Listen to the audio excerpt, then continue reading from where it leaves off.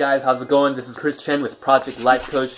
Today we are going to be cleaning my room, Marie Kondo style, using the KonMari Method.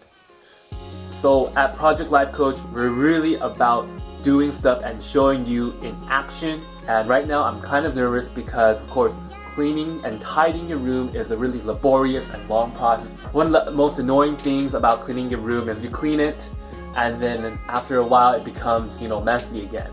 Basically, this method requires you to discard, basically throw out or donate like half or 75% of your belongings, and then you use a really methodical step-by-step method of clothes, books, documents, and miscellaneous items, and lastly, sentimental items. So step one is to pile all your stuff on the floor, and this pertains to the category of clothes. The reason we're doing this is so that you can really see how many clothes you really have. This includes all types of clothes, winter, summer, everything. Okay, so I just organized and took out all my stuff. So now the next step, after getting it all out, is to now decide whether I will discard it or whether I will keep it. And the rule of thumb is you keep only the items that spark joy, items which you absolutely love and make you, really happy. Okay, so I finished sorting most of my clothes, but I still have a lot to go. So currently I'm at the part where I'm loading stuff inside. I have some stuff loaded in already. And I'm folding the clothes so they stand vertically, and it's crazy. I didn't think it actually works. I guess clothes do stand vertically even on their own. So in the book, what you're supposed to do is not let other people see you cleaning.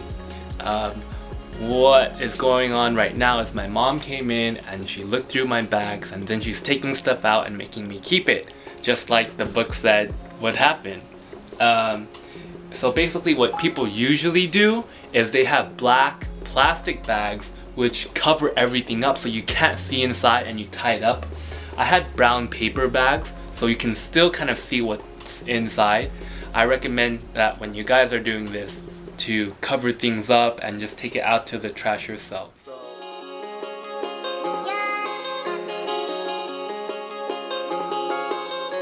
just finished day one.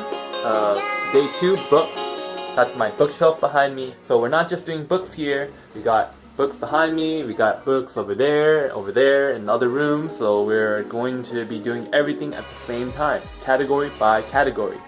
Okay, one tip, if you have any sentimental items, any books that were gifts or just sentimental books like sketchbooks, diaries, save that for the sentimental section. They are hard to get rid of and decide.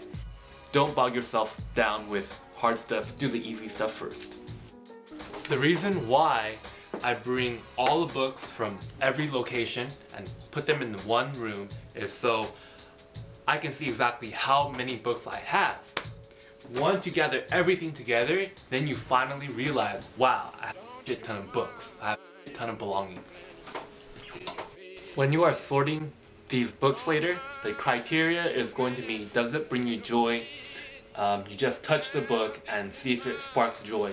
You don't read the book because it clouds your judgment, and you don't think logical questions like, will I read this book? It's a really emotional and gut feeling decision, and that's really different from typical cleaning solutions out there. Okay, my next step is to discard. Alright, make sure I discard everything I need to or donate before I start arranging things on my bookshelf. Follow this order very specifically so it's really efficient. So my biggest nightmare when organizing stuff is that you don't finish by nighttime and you don't have a place to sleep. My room right now, I'm about to sleep, my room's still messy. Working with books has turned out to be a little bit harder than I thought. Books are very heavy. They must fit into heavy-duty boxes that are plastic. Unlike clothes, which you can just use garbage bags or paper bags. Yeah, so books are harder than I thought.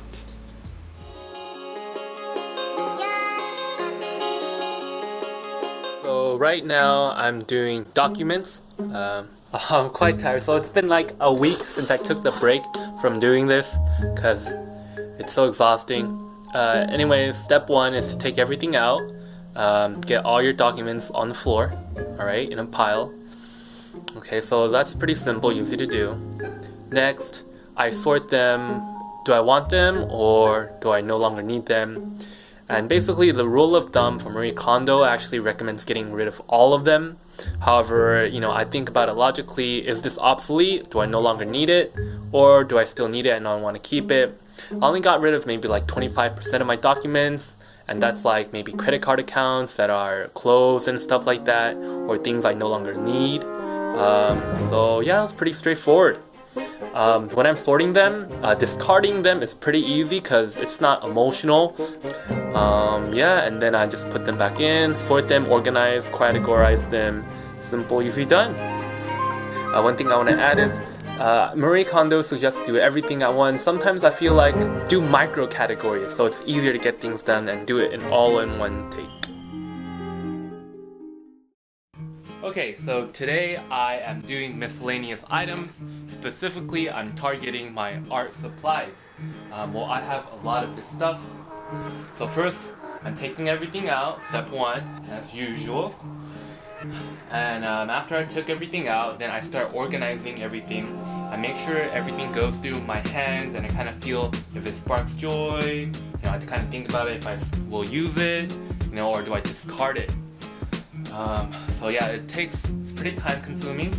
One thing Marie Kondo does talk about is if you have like boxes or manuals of electronic items, she recommends you just keep the warranties. You can throw away all user manuals because you can find them online. And yeah, so it's pretty smart because you really can. Warranties usually last about 1 year, so keep them in one folder. After 1 year's over, then you're good.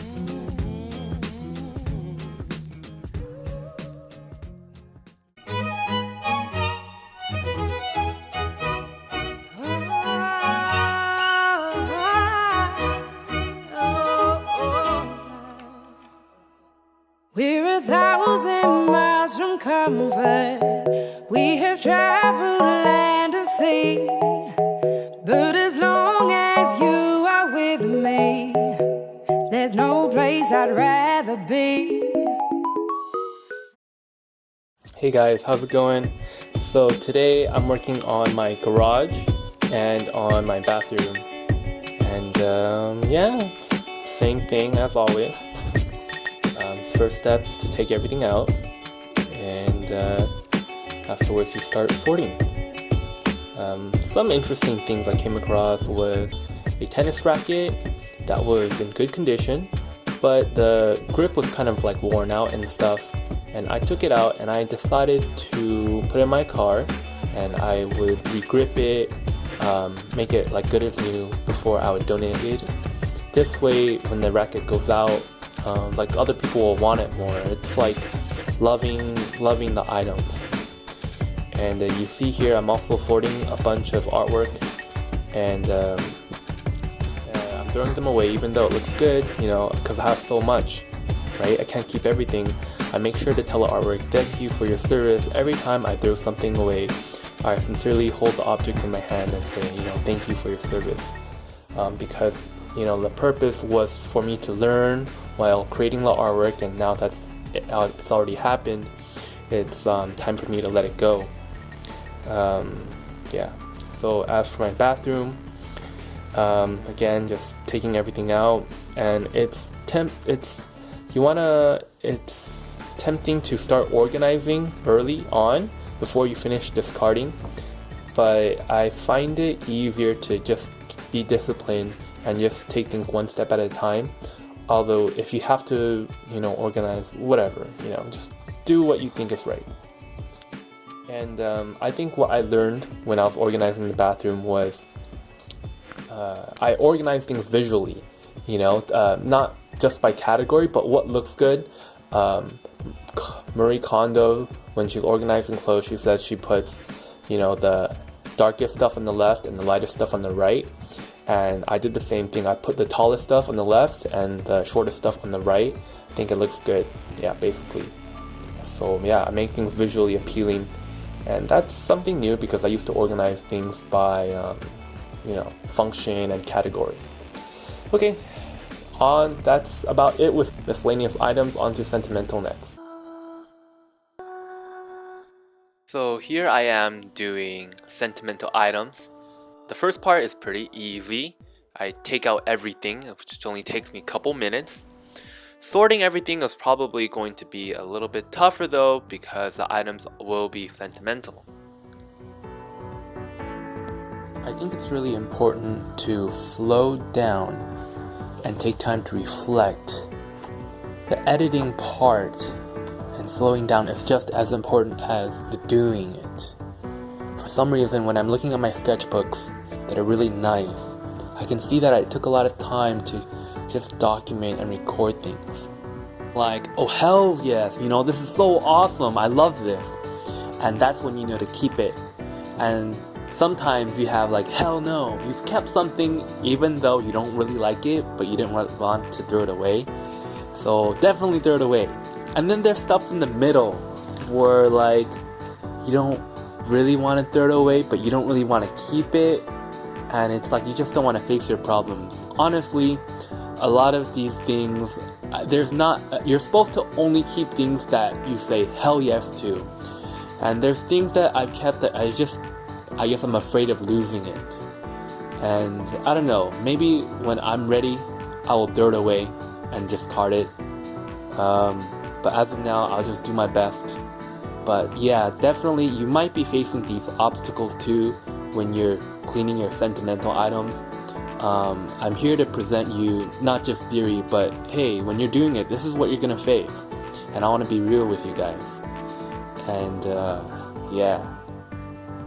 And this process of cleaning out all these sentimental items, it's been really fun. I had a great time. Like, it's a really interesting and memorable interesting experience because I'm kind of getting to relive all these memories. And if I didn't have this motivation to clean things up, I may have never gotten to have the thrill and the pleasure to look at these sentimental items again.